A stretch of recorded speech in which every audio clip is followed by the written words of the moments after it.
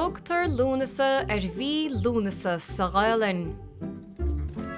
I bhéilir in nGaeilteach, ba mé Lúnasa a hawlaítí le buint agus techt an óir.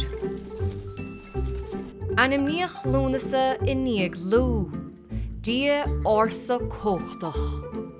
Hawlaítí leis an ghrian, le gile agus le solas.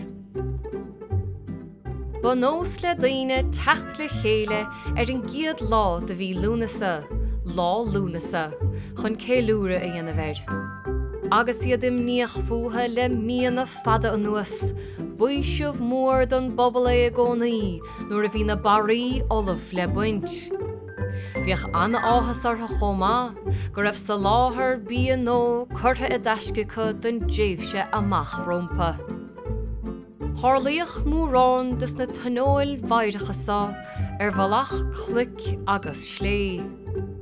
Tharlaíoch tonóil eile, cos locha agus cos ann. Le lindóibh freastal na hócádaí sa, ba nós le daoine phlá a chahabh, dras rinke a dhéanamh agus roinnt sport agus cluichí a dhimmert. Diadíist caire fianne agus diadíist bláhanna fianne ina bhleasca. Ba vinnice chuirtí íochal bha agus chapel snámhtí isce.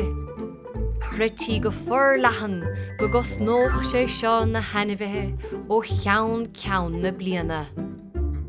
Thugach daoine cuairt hibreacha agus scrínte agus hinoltaí éanlaigh an trásá bliana chomá. Cheandas na haontaí is cáiliúla tá éanach an foic ige lorglan cúnta chiaí. Le hameach daimsire athraíoch dátaí roinnt ó cádaí ceiliúradh Lúnasa, go leitheanta eile an bhéilire.